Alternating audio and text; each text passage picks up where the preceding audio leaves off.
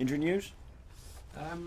Well, from the weekend, we only got Phil Jagielka and Steven Pienaar that they are recovering well. Obviously, Stevie P's got a bit of a knock in his knee, and it's going to take a bit of time. But Phil Jagielka is 50-50 for the weekend, so he's recovering really, really well. Apart from those two players, everyone is fully fit, and the same squad that he was ready for Cardiff is going to be ready for Swansea.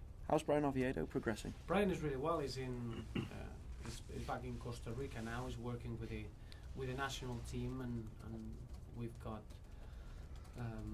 high hopes that he will be able to be fully fit for the World Cup. So in that respect, this is a real nice target to fight for, and it's been well ahead of the timing that we expected for his recovery. So we're working together with Costa Rican Federation, and we've seen Brian doing really, really well on a daily basis. So we're hopeful in that respect, because nobody deserves us more than him to have that opportunity to be involved in the World Cup. And what about the chances of getting Gibson and or Kone back before the end of the season? Yeah, I think Darren Gibson and Aruna Kone, that's what we're working towards.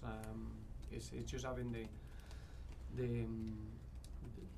happy balance of making sure that they fully recover with no risks of re-injuring. But obviously we would like to have Darren and Aruna working with the team before the season ends, working with the team as normal. That would give us a clear start for next season. If they can be involved in the games, perfect. If not, the target is for them to be involved in training with the first team. Then you can plan the off-season program for them in a different manner, and at the moment they are well on course of achieving that. Is Traore ahead of schedule, by the way? Yeah, Lassina is recovering well as well, and now we're very, very confident that he should be fully fit before the end of the season, and that's a target that he set himself, and that's been very positive. But it's a little bit too early to put clear dates of when he's going to be back at the moment. Got a new shirt deal? What's your thoughts on that? Yes, well, obviously the sponsorship deal with Chang is a relationship that has been over 10 years now. You don't get these sort of relationships in Premier League clubs in the modern day. Those sort of relationships, we value those, and to be able to sign a new 3-year deal is exciting for both parties. I think the football club and Chang itself both benefited from that relationship, and we're really excited, looking forward to carry on that for the next 3 years. So really positive news. What does it do for your plans to strengthen the squad in the summer? It doesn't change anything. I think now we are in that key moment of the campaign. 10 weeks or 10 games, 30 points to play for, and every player desperate to have a big say and have a big role, and that's the only thing that matters. How many points we can get out of those 30, how well we can perform, and all the work that we've done in the last 9 months is to be reflected in the next 10 performances. So whatever happens in the summer is going to be the next step, but many of the decisions will be depending on how well we do in the next 10 games. So you can imagine the focus goes into those games. Players like Tim Howard and Leighton Baines have spoken of the need to strengthen, particularly if you qualify for Europe. What are you able to tell the players about your plans to strengthen the squad in the summer? Well, the players know that all we do is to try to grow together, to make sure that we go from window to window in being in a stronger position, and that's what we're going to carry on doing. At the moment we are fighting to finish as high as we can in the table, and that's if that brings anything extra for next season, obviously we'll work accordingly to make sure that we are as strong as we can be. So I think you need to look back at this season. I think we assembled a very, very strong squad, and that's what we're going to do in every window. So it's not a real worry or concern. Whatever the finances will be strong enough and good enough to make us better every window. Reports have surfaced, though, that United are in advanced talks to sign Seamus Coleman. What's your response to that? It must be a different Seamus Coleman, because we never had any conversations with anyone. I think the truth is that Seamus has been having a very, very good season, and we want that to continue. And it's important that in the next 10 games he can carry on with the same levels that he's shown, enjoying his football, developing. He's becoming a very, very important player at Everton. Is going to be a very important player for his national team, and obviously we want Seamus here to stay for a long, long time. So it's nothing to comment on that. When you see speculation like that, does it change the thinking with regard to new contracts? And I know the idea is to leave it till the summer, but is there any thought to bring that forward maybe? No. As you know, we always work very consistently behind the scenes. Everything goes accordingly to the efforts and the performances of the players. It's not down to the media speculation on the players that we have at the club now.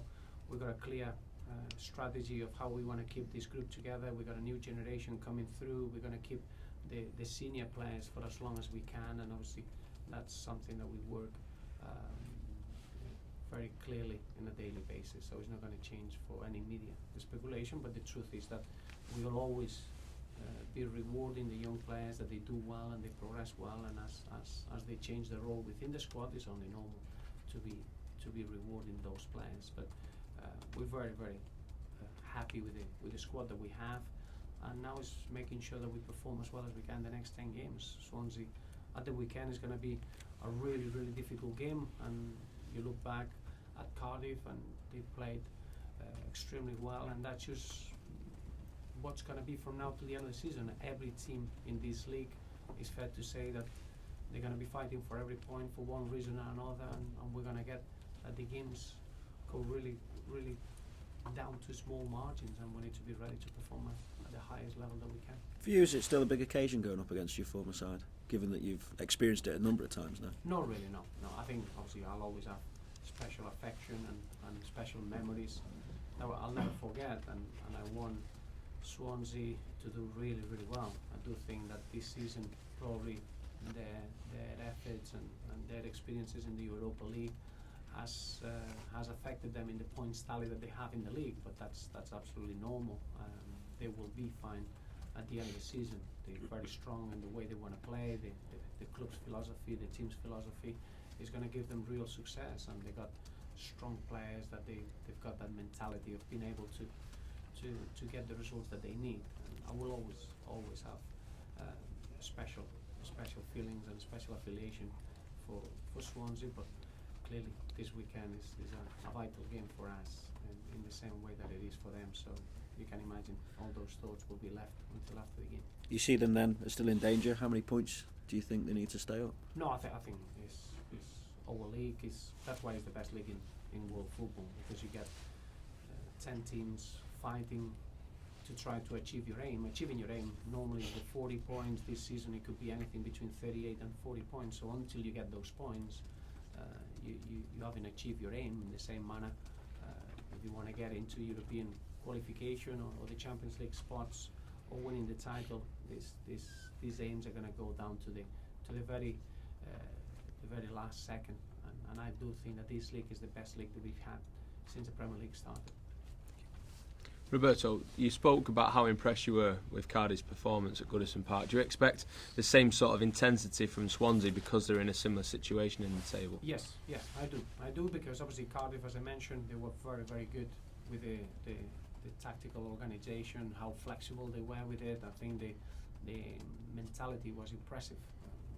At times you can maintain a level of performance until you concede the first goal, and then after that you just drop in those standards. I think Cardiff, they were fortunate at times or relying on the goalkeepers' heroics on the day, but the truth is that their performance was very consistent throughout the 95 minutes, and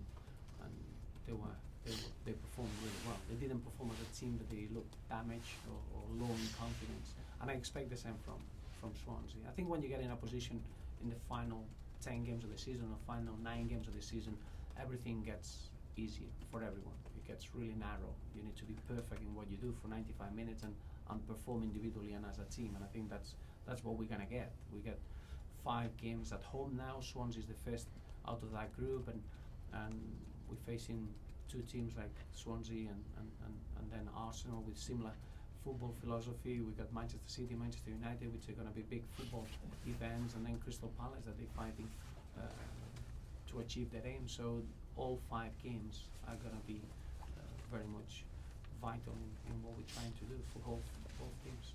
Do you think those 5 games will have the biggest say in where you end up at the end of this season? It will be. Well, you need to understand that 30 points is a huge amount of points. If you play 15 points at home, is something that we welcome. Our football at Goodison has been full of confidence and full of good play, and we want to get as many as we can. Our average of points at home has been exceptional, and we need to carry on with those standards in the same manner. You need to be able to go away from home and get points and get competitive performances, and that's what we're going to get in different environments. We need to visit Hull and Sunderland, and Southampton, Newcastle, Fulham. You're talking about places that they're going to be real difficult environments, but we're ready and excited to use all the good work that we put in the last 9 months to make sure that we get the rewards that the players deserve.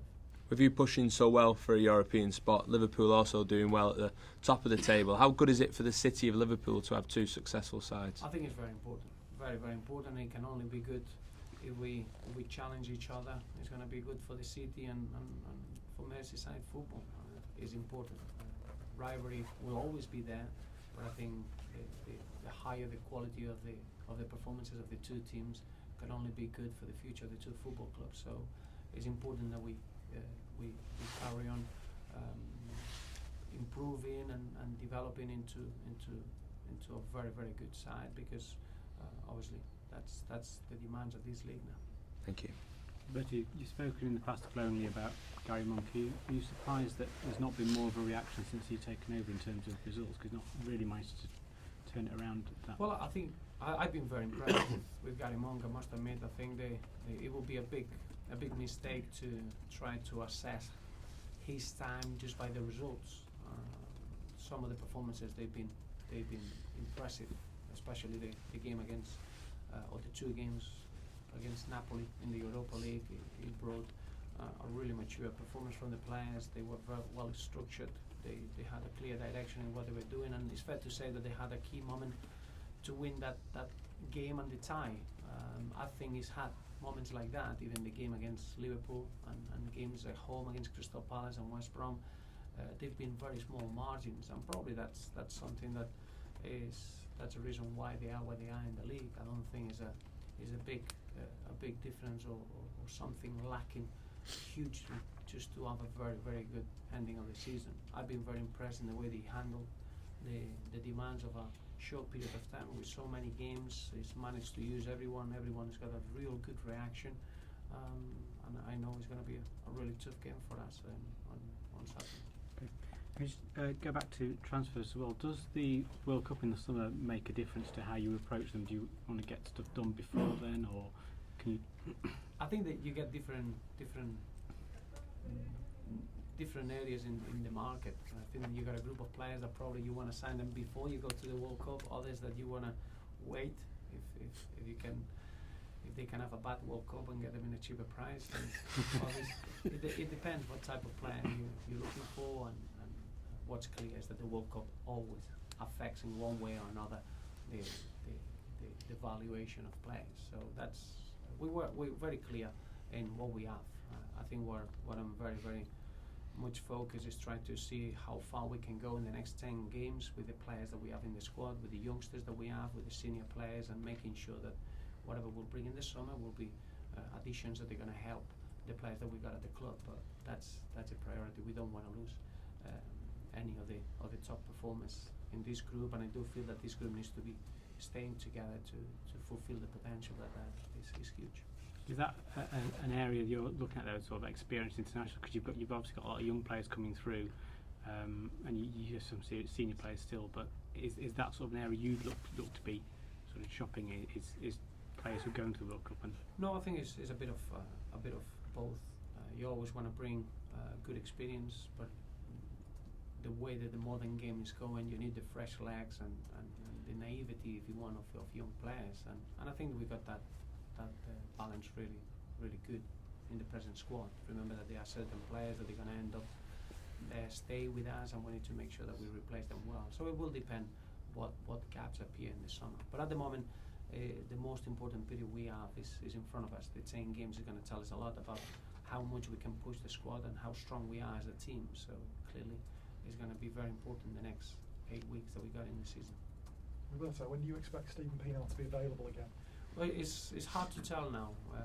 He had a knock in his knee and his cartilage was affected. So we're going to make sure that he gets the right treatment. I expect probably the term is going to be 2-3 weeks, and then we'll see how well he recovers. It's important that he's back before the season ends. He's a vital player for us, so we'll make sure that he comes back as strong as he can be. I was going to say, that blow at such a crucial stage of the season for you. Yeah, it is, of course. Any injury is a blow, but in the same manner, you saw the way we reacted at the weekend. I think it's not we're not the type of team that we want to try to highlight the players that they are missing. It's the opposite. When you got a player injured, we need to make sure that we give them the best possible treatment, but it becomes a good opportunity for someone else in the squad. And I think that's been the biggest strength of our season, that we haven't relied on 11 players being fit and performing well. I think we've been relying on a squad that is ready to come on the pitch and perform well, and I think that's been the case with whichever player has been injured.